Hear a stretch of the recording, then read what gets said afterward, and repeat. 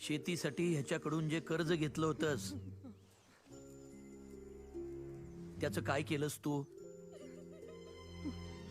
हात जोडू नकोस.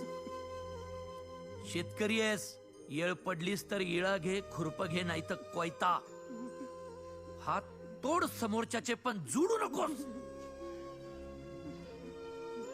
काय केलंस त्या पैक्याचं?